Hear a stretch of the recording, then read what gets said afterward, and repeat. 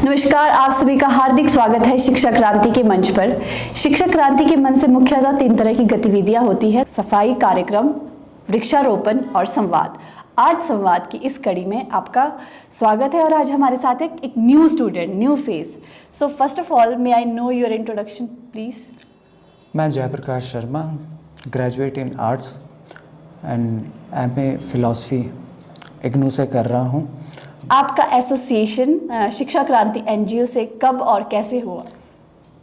मेरा एसोसिएशन शिक्षा क्रांति से लगभग 7 साल पहले हुआ और कैसे हुआ? मुझे सोसाइटी में कुछ प्रॉब्लम्स लगी जहाँ मैं था, तो मैंने कुछ हद तक ट्राई किया, एप्लीकेशन लिखी म्युनिसिपल कमेटी को, बट कोई एक्शन नहीं हुआ। और फिर मैं सर से जुड़ा और फिर से हम गए उधर इकट्ठा मिलकर, तो वहाँ से कुछ ऑफिसर्स को आना पड़ा काम करने के लिए, क्योंकि एक तो एनजीओ का प्रेशर और ऊपर से कुछ 2-4 लोग गए हैं, तो उनको एक्शन लेना पड़ा इस पर। जी, तो आप किसी और एनजीओज़ के साथ भी जुड़े हुए हैं कि आपका लगभग एक ही एनजीओ के साथ एक्सपीरियंस है? मैं किसी और एनजीओ से नहीं जुड़ा हूँ, यही एक्सपीरियंस है, इसी एनजीओ से जुड़ने का एक्सपीरियंस। अच्छा, तो मैं आपसे जानना चाहती हूँ कि अगर सोसाइटी में कुछ प्रॉब्लम है तो उसको दूर करने के लिए, उसको एक्सप्रेस करने के लिए कोई गवर्नमेंटल ऑर्गेनाइजेशन से एनजीओ क्या भूमिका निभाते हैं? एनजीओ के पास स्ट्रेंथ होती है, वो लोगों की आवाज़ बन सकते हैं, उनसे लोग जुड़े होते हैं, तो हर कोई स्ट्रेंथ से डरता है। जी, अच्छा, तो आपको भी ऐसा लगा होगा कि कहीं ना कहीं मैं भी अपनी स्ट्रेंथ को अपने वर्ड्स के माध्यम से एक्सप्रेस करने में काफ़ी हद तक सक्षम हूँ? हाँ, कह सकते हैं, ऐसा है। और हाल ही में आप इस मंच के माध्यम से क्या कर रहे हैं? देखिए, यहाँ पे संवाद होता है, संवाद कार्यक्रम होता है। यहाँ लाइब्रेरी भी सर ने रखी है, ये बहुत अच्छी बात है।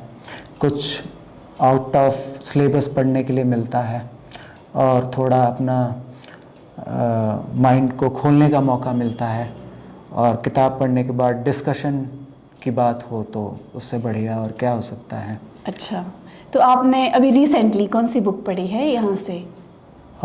Ikigai, A Japanese secret of healthy and happy life.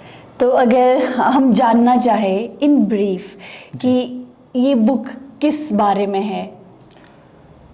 ये बुक वैसे तो इकिगाई कहते हैं कि इनर मोटिवेशन, ओके। वो, और इसमें मेन फोकस किया गया है कि आप किस तरह अपना टारगेट अचीव कर सकते हैं और बना सकते हैं, अच्छा, अपने अकॉर्डिंग। और इसके अलावा अगर आप अपना टारगेट बनाते हैं और अचीव करने में लग जाते हैं, तो आपको ज़्यादा सोचने का मौका नहीं मिलता, मीन्स दिमाग चलाने का मौका नहीं मिलता, मीन्स ओवर थिंकिंग वगैरह ये सब। और भी इसमें काफ़ी चीज़ों को डिस्कस किया गया है, जैसे मोई करके एक वर्ड इसमें बताया गया है कि हमें सोसाइटी से जुड़ना चाहिए और कुछ ऐसे लोग हो उस सोसाइटी में जो पूरी सोसाइटी की हेल्प कर सके। क्या आपने इस बुक को पढ़ने से पहले ये सोचा था कि कुछ चीज़ें मैं पहले ही इम्प्लीमेंट कर चुका हूँ? आपने कहा कि आपने बहुत सारे सफाई अभियान किए हैं। जी हाँ, बिल्कुल बिल्कुल। देखो, हम सोसाइटी से तो जुड़े ही हैं। इसमें साइकिलिंग का काफ़ी इम्पोर्टेंट रोल कहा गया है। फिजिकल एक्टिविटी, हाँ, फिज़िकल एक्टिविटी कह सकते हैं कि आप जहाँ भी जाए, वॉक करके जाए या बाईसाइकिल जाए, ऐसा। तो वो हम पहले से करते हैं। योगा भी मुझे अच्छा लगा कि पहले से करता हूँ, ऐसा जी। और सर से फ़िलासफ़िकल डिस्कशन होते हैं, तो ये भी कह सकते हैं कि सब्जेक्ट मैं इंटरेस्ट, जब किसी बारे में डिस्कशन हो, जब किसी चीज़ पर बातचीत हो, तभी तो कोई उस चीज़ को देखेगा कि इसमें क्या है। अच्छा, तो मेरा आज का अंतिम प्रश्न आपसे यही रहेगा कि 5 learnings of your association with this NGO। पहली बात, श्रम करना, जी। खुद काम में लग जाओ। NGO ये भली बात सिखा देता है कि आप सिर्फ शिकायत मत करो, काम पे खुद भी लगना होगा। जी। सेकंड कि सोसाइटी से जुड़ो, अपने थॉट्स कहो, उनके थॉट्स सुनो। थर्ड, एडेप्टेबिलिटी, कि आप सभी एनवायरनमेंट में को अडेप्ट करने में सक्षम हो। ऐसा ना हो कि किसी से आपके विचार ना मिले तो आप ईगोफुल हो जाओ, वो सब। चौथी बात, आइडियोलॉजी का चश्मा कुछ हद तक ठीक है बट एक्सट्रीम लेवल पर ठीक नहीं है। और पांचवी बात कि आदमी को एक्सट्रीमिस्ट नहीं होना चाहिए। ऐसा। आपसे बात करके बहुत अच्छा लगा जयप्रकाश जी। धन्यवाद। आपसे भी मुझे काफ़ी अच्छा लगा बात करके। तो वैसे तो मैंने कहा था कि ये मेरा अंतिम प्रश्न है, पर मैं फिर भी जानना चाहती हूँ, जैसे आपने बहुत अच्छे से 5 लर्निंग्स आपने बहुत अच्छे से बताई, तो मुझे आपने एक और प्रश्न पूछने के लिए मजबूर कर दिया। तो मेरा प्रश्न रहेगा यही कि अक्सर जब हम किसी एक ऑर्गेनाइजेशन से जुड़ जाते हैं तो हमारी आइडियोलॉजी सिर्फ ओनली वन सेंटर्ड हो जाती है। हम आइसोलेट महसूस करते हैं पर्टिकुलरली एक ऑर्गेनाइजेशन में जा कर के।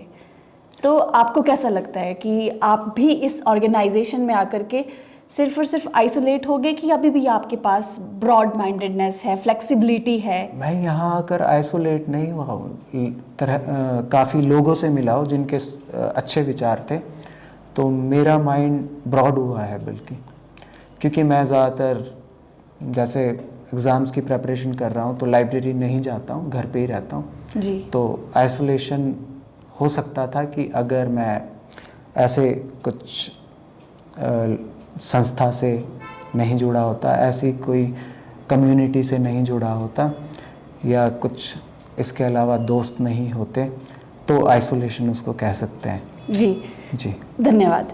तो यह थे हमारे साथ जयप्रकाश, जिन्होंने अपनी बातें हमारे से शेयर की, उनका एसोसिएशन कैसा रहा इस NGO के साथ और समाज के साथ इन्होंने किस तरह से इंटरेक्ट करना शुरू किया। तो आज के लिए बस इतना ही। हम आशा करते हैं कि आप भी अपनी लाइफ में तरह तरह की एक्टिविटीज़ अपनाएंगे, क्योंकि man is a social animal.